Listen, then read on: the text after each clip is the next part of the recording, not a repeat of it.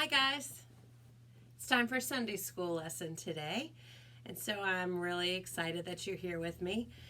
I'm trying a new spot. This is in the upstairs of my house. Hopefully the dogs won't go crazy so we won't hear them. A little chilly outside this afternoon, so that's why I'm inside, and I didn't go down to the church today. Our Sunday school lesson for today is about Jesus showing up on the road to Emmaus. And one of the things about this lesson is to remind us that Easter isn't over. It really has just begun. We continue to celebrate Christ's resurrection with this lesson as we see this time where he showed up to some of his friends as they were traveling on the road to Emmaus. Sometimes things in our lives don't make sense to us. We certainly feel that right now during the coronavirus and when we're not in school and we can't see our friends and maybe we can't see our family as well. And even though we know that God is at work, we might have a hard time understanding what he's doing. And so in this lesson, we can realize that God's big plans will come through no matter what we are looking at, or even if we can recognize it right away. Jesus showed who he was to his disciples when they were ready and able to understand. So we too can see his work if we're ready to see it, if we're ready to look for it. And there are blessings all around us if we will just open our eyes to those things. So I'm going to read to you our Bible storybook basics. I found out last week, I told you 3 or 4 times that the picture was going to be backwards to you. But when I viewed the video, everything looked right. So apparently it's okay. That's me and my technology, my lack of technology ability. So this is about the road to Emmaus. And here's the picture of the 3 men. They start out 2 men, and then Jesus comes alongside them. So I'll read this to you. It's from Luke 24, verses 13 through 35. On Sunday, Cleopas and his friend were walking from Jerusalem to Emmaus. As they walked, a stranger began to walk with them. "What are you talking about?" asked the stranger. Cleopas said sadly, "We were talking about Jesus. Jesus was a man of God. He was killed 3 days ago. This morning, the women went to Jesus' tomb, but he wasn't there. Angels told them that Jesus is alive." The stranger asked, "Why can't you believe what the prophets said?" The stranger began explaining all of the things that were written by the prophets. When they got to Emmaus, they invited the stranger to stay and eat with them. When dinner was ready, they all sat down to eat. The stranger took the bread, broke it, and blessed it. Then he gave each person some bread. When the stranger did this, Cleopas and his friend recognized him. It was Jesus. As soon as they recognized Jesus, he disappeared. The friends got up quickly and returned to Jerusalem to find the other disciples. They told the disciples, "The Lord really has risen." Isn't that a good story? Easter isn't over. He was walking with them, and that's so exciting. You know, this traveling story while they're on the road to Emmaus reminds me of a story about my life when my Caitlin, who is now a physical therapist, when she was looking at going to college, and this was back in 2011 and 2012, we took a lot of road trips, and we would get in the car, and we would have snacks, and we would turn on music, and we'd sing, and we'd dance in the car. We had dance parties in the car, and we had a wonderful time traveling together. We went all over the place. We went to North Carolina. We went to Kentucky. We went to New York. There were 3 different places in North Carolina we went. And we went to Pennsylvania about 4 times. We had a great time. And even now that she has graduated from college, all of my girls and I love to get in the car and travel together. It's a fun time to be together. I know that the disciples were having a hard time because they had just lost Jesus not long before this. This story about the road to Emmaus takes place right after Easter. We think about Jesus hanging on the cross and then being buried, and then the women going to the tomb and finding that there was nobody in the tomb, no dead body. Jesus had risen from the dead. And then he appeared to people. And we talked about that last week. He showed doubting Thomas his hands and his feet. So has there ever been something that you didn't understand right away? And then maybe you figured it out later? And think about what helped you to understand. I'm going to read you, I already read you this story, but I'm going to read you different parts of it from actual Bible passages. So let me read this part again, Luke 24, verses 13 through 16. That very day, 2 of them were going to a village named Emmaus, about 7 miles from Jerusalem. And they were talking with each other about all these things that had happened. While they were talking and discussing together, Jesus drew near and went with them, but their eyes were kept from recognizing him. Those 2 men were followers of Jesus.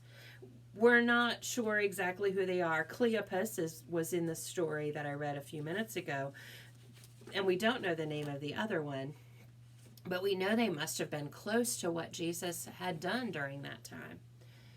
In this scene, they're walking along, and they're probably feeling disappointed and sad and certainly confused. How would you feel if you had known about the death of Jesus and then you heard people talk about him being alive? That would confuse me, and I'm sure it would confuse you as well, and I know that the disciples were probably confused too. Well, Jesus came up with them, but for some reason he didn't show them that it was him. So back to the Bible verses. And he said to them, "What is this conversation that you are holding with each other as you walk?" And they stood still, looking sad. Then one of them, named Cleopas, answered him, "Are you the only visitor to Jerusalem who does not know the things that have happened here in these days?" And he said to them, "What things?" And they said to him, "Concerning Jesus of Nazareth, a man who was a prophet, mighty in deed and word before God and all the people, and how our chief priests and rulers delivered him up to be condemned to death and crucified him. But we had hoped that he was the one to redeem Israel. Yes, and besides all this, it is now the 3rd day since these things happened. Moreover, some women of our company amazed us. They were at the tomb early in the morning, and when they did not find his body, they came back saying that they had even seen a vision of angels who said that he was alive. Some of those who were with us went to the tomb and found it just as the women had said, but him they did not see." So Jesus asks them why they seem sad, and here is the man who it happened to, and these 2 guys told him everything that had just happened to him. Isn't that funny? Does it sound to you like the disciples really believed what the women saw at the tomb? I think they probably were confused for a lot of reasons. In those days, women were not always trusted or respected, and the disciples hadn't seen Jesus themselves. And we talked about that last week with doubting Thomas, that when you haven't seen something for yourself, sometimes it's hard to believe that it's happened. And they also were sad and they were confused. And the last thing they expected was that Jesus would be walking right beside them. Can you imagine? So the Lord himself explained. And he said to them, "O foolish ones, and slow of heart to believe that all the prophets had spoken. Was it not necessary that the Christ should suffer these things and enter into his glory?" And beginning with Moses and all the prophets, he interpreted to them in all the scriptures the things concerning himself. So Jesus then goes back through the Bible and tells them everything that they should already know. He tells them about his own coming through the scriptures and the prophets. When he was alive, sometimes the signs of who he was were not often recognized.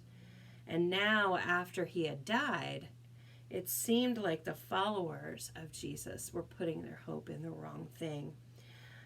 But thankfully, Jesus is patient. He was patient with his followers, and he's patient with us, because sometimes we don't understand. And they didn't quite comprehend who they were talking to. And so this story goes on. And when they finally asked him to eat with them, and he offered them the bread, then they knew it was Jesus. So what do you think finally convinced these guys? I think it's because they probably had had dinner with him before. And maybe because Jesus finally let them see. And once they understood that it was Jesus, they were changed forever. They would never be the same again. Everything suddenly made sense to them. Have you ever seen a movie or were reading a book and it seemed really mysterious, especially a movie, and then something turned around and you were confused, and at the end there was this big aha moment and it all turned out okay? That must have been like what the disciples were experiencing here. I think that all of the sadness and the confusion were finally wiped away, and they understood that it was Jesus with them. So, okay, what does all that mean for us? Well, sometimes things happen that we don't understand or we don't have explained until later. Maybe we go through a hard time, like we're going through a hard time right now, not being able to see our family and our friends, or not being able to be at school. But maybe later on, that will help us through some other hard thing that we'll go through. Maybe mom and dad are running late, but that avoided a car accident. Maybe we lose something we wanted, or we didn't get something we wanted, and then we find out later that mom and dad had something even better for us. Sometimes we don't understand what's happening, and we might not ever understand until we get to heaven and can ask Jesus himself. But we know God is working. We know, just as sure as I'm sitting here talking to you, that God is working. He promises us, and this is in Romans 8, verse 28. He promises us that he is always working for the good of those who love him and are called according to his purpose. We don't always recognize what he's doing. Sometimes he uses people around us or events or even coronavirus to help work out his ways. If you think about it, I don't know if mom and dad have told you, but lots of people seem to be turning to God during this time, and that's a wonderful thing. What should we do? We need to remain in prayer and trust God that he will work it all out. And we need to read the Bible. I hope you're reading the Bible with your moms and your dads while we're home during this time. And we can keep an eye out for how he is working and ask him when we pray to use him for his purposes too. So I've decided while we're not together in Sunday school, I'm going to keep up this bookmark idea because it really worked last week for me. I stuck it in my book and I was reminded of those verses and the things that I had written on there all through the week, and it made me feel really good, and it also made me feel really connected to you guys. And so we're going to do that again today. I have some suggestions, so if mom or dad want to make a bookmark with you, you can use the Romans 8:28 verse, and it goes like this. And we know that for those who love God, all things work together for good for those who are called according to his purpose. Or, like I did, I used Luke 24 verse 31 from the Emmaus story. Let me get that close so you can see it. And their eyes were opened, and they recognized him. Luke 24, verse 31. And their eyes were opened, and they recognized him. But on the other side, I also wrote, God is always working, even when life is puzzling. Let me see if you can see that. God is always working, even when life is puzzling. And you could also use keep your eyes open for Jesus. So those are just some suggestions. And I would challenge you to make a bookmark for yourself and then make one for somebody that you love and send it in a card. I did a really fun thing this week, and I wrote about, 10 or 11 cards to different people, most from our church, and a couple of my individual friends that don't go to First Church, but most of them go to our church, and I just wanted them to know that I was thinking about them and that I love them, and if they needed anything, they could call me. And I'm going to tell you to do the same thing. We have a lot of people in our church who live alone, and have your moms and dads get the church directory out. And anybody who just has their single name there and not a husband and a wife or a mother and a daughter living together, whatever it might be, if there's one person, pick one or two of those people and just send a note to them this week telling them that you love them and that Jesus loves them and that you're thinking about them. It will make an unbelievable difference in their lives this week. And then if you make an extra bookmark for them, you can put that in your note as well. So think about that. And then another thing that you can do this week, and I did this already, is that you can make a puzzle. And sometimes life is a puzzle. Right now, life is a puzzle. So I used that phrase that I just mentioned, keep your eyes open for Jesus. And actually, I'm going to pick up the video and bring you guys over to it, I think. And I put it all on a piece of paper. And actually, let me turn this around, maybe. Maybe not. Okay. So here's the puzzle. And I put it all on a piece of paper, and I said, keep your eyes open for Jesus. I hope you can see that okay. And then I cut it apart. And then I can mix those up, and with my granddaughter, Carolyn. Hi, Carolyn, if you're watching. Nana's saying hello. Then you can cut it apart and then share it with a friend or with mom and dad and put the pieces back together and remind yourselves that God does that for us. That even when life is hard, even when things don't seem to be going the right way, or even when we're confused or sad, that God holds our puzzle pieces together and puts it all back together and keeps it clear for us. So, again, I challenge you to make another bookmark, make an extra one and send it to one of our single people in our church. Let them know that you're thinking about them. Let them know that you love them. Make a puzzle with mom and dad. Make sure you let mom and dad use the scissors.